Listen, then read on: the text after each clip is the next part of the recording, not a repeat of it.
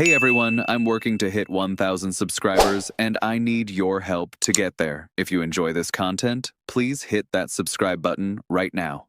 The Blue Jays just made a move that absolutely nobody saw coming, and it's the kind of signing that tells you a lot about how this front office is thinking right now.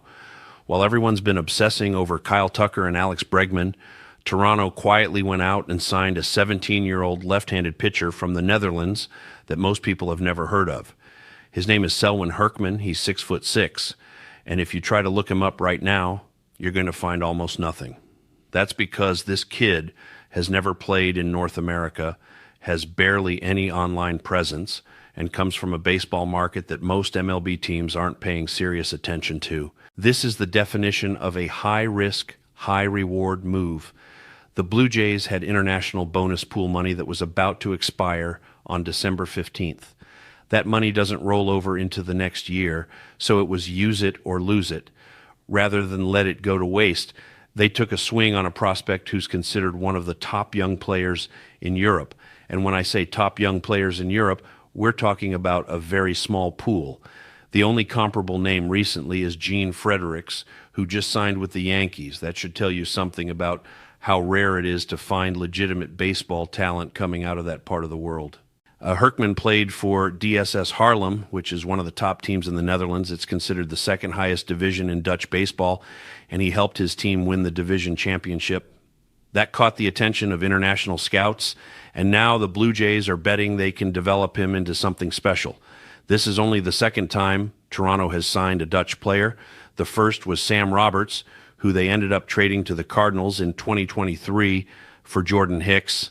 Roberts is currently playing in the Cardinals AAA system, so there's at least some precedent for Dutch players making it through the minor league pipeline.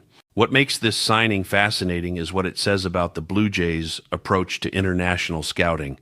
They're not just looking at the usual markets in Latin America and Asia. They're actively going into Europe and finding players that other organizations either don't know about or haven't bothered to scout seriously. That's smart. The competition for talent in the Dominican Republic or Venezuela is intense. Every team has scouts there. Every team knows who the top prospects are, and the bidding wars can get expensive. But Europe, that's still relatively untapped territory for MLB teams, and the Blue Jays are positioning themselves to capitalize on that. Now, let's be realistic about what this means. Herkman is 17 years old. He's never faced professional competition, and he's coming from a league that's nowhere near the level of even the lowest minor league affiliate in North America. This is a multi-year development project. He's not showing up at Rogers Center anytime soon. The question is where he starts. Traditionally, international players his age begin in the Dominican Summer League. That's where teams send their youngest prospects to get acclimated to professional baseball without the pressure of extensive travel or intense media scrutiny. It's a controlled environment where they can work on fundamentals and adjust to the lifestyle of being a professional athlete. But there's another possibility here. The Blue Jays could send Herkman straight to Dunedin, Florida, to play in the Florida Complex League. That would keep him closer to the organization's coaching staff and allow them to monitor his development more closely. The advantage there is direct oversight. The coaching staff can work with him daily, track his progress, and make adjustments in real time. The downside is it might be more pressure and a bigger cultural adjustment than starting in the Dominican Republic. Either way, the organization is going to take their time with him. There's no reason to rush a 17-year-old, especially one who's coming from such a different baseball background. What I find really interesting about this move is the timing. The Blue Jays are in a win-now window with their current core, and they're simultaneously investing in these long-term development projects. That's the mark of an organization that's trying to build sustained success rather than just mortgaging the future for 1 or 2 years of contention. They're not abandoning their prospect pipeline even as they're trying to compete for a playoff spot. That's smart front office work, and it's something that successful organizations do consistently. Herkman's physical profile is what gets you excited. 6'6" left-handed pitchers don't grow on trees. That kind of size gives you natural leverage and downward plane on your pitches that shorter guys just can't replicate. If he can develop a decent arsenal and learn to command it, you're talking about someone who could be a legitimate starting pitcher at the major league level. That's obviously years away, and there are a million things that need to go right for that to happen. But the raw tools are intriguing. The other thing to consider is how this fits into the broader trend in baseball right now.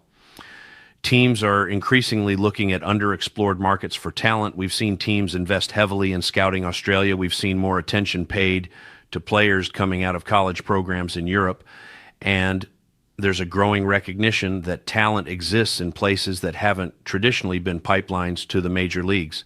The Blue Jays are ahead of the curve on this, and if Herkman develops into even a solid major league contributor, it's going to encourage other teams to follow suit. There's also something to be said for the player development infrastructure that the Blue Jays have built. They've had success developing pitchers in recent years, and they clearly believe they can take a raw talent like Herkman and turn him into something valuable. That's not something every organization can claim.